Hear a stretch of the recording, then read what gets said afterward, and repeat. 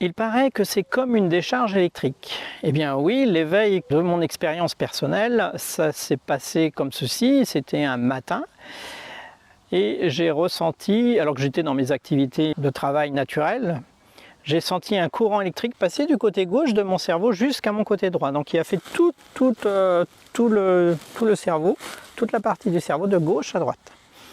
Et ça a été très rapide, hein, cette sensation. Et en même temps, j'ai eu une vision un petit peu de mon cerveau, comme si le scanner, comme si j'étais en train de passer dans un scanner. C'était très intéressant.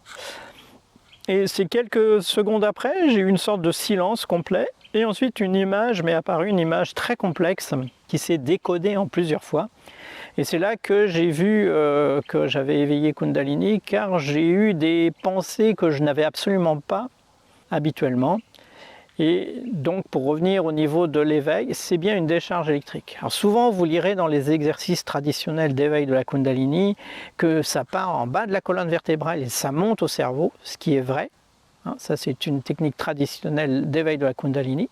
Mais comme dans la méthode que j'utilise pour éveiller la Kundalini, je fais monter cette énergie pendant 230 jours, eh bien, l'éveil, lui, ne va pas se produire de base en haut, il va se produire directement dans le cerveau. C'est-à-dire que dès que le cerveau a suffisamment de charge électrique, il va enclencher les processus d'éveil, il va activer toutes les parties du cerveau. Voilà. Donc c'est bien comme un courant électrique qui passe. Alors moi j'ai ressenti de gauche à droite, les sensations peuvent être différentes suivant les personnes. Alors cette énergie électrique fournie par le corps, et donc on ne peut pas dépasser nos capacités. C'est-à-dire que si vous vous branchez les doigts dans une prise, effectivement là vous allez amener du courant extérieur, mais là c'est votre corps qui le génère. Donc vous ne pouvez pas excéder les capacités du corps. Si vous avez une surcharge importante, c'est-à-dire que vous avez trop d'électricité que le corps ne peut absorber dans le moment, eh bien, il y a des phénomènes qui vont se produire très naturellement.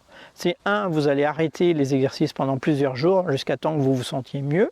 Et deux, vous allez beaucoup dormir pour récupérer. Voilà, c'est les seuls problèmes qu'on peut avoir.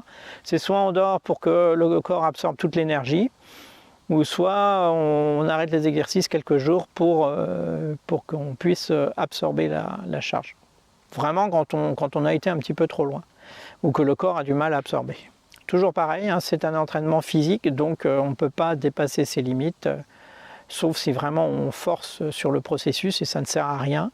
Car si c'est 1 heure par jour et pas 3 heures par jour, c'est qu'il y a une raison, vous n'obtiendrez pas des effets plus rapides en faisant 3 heures par jour qu'en faisant 1 heure par jour. Mais par contre, 1 heure par jour, c'est le minimum.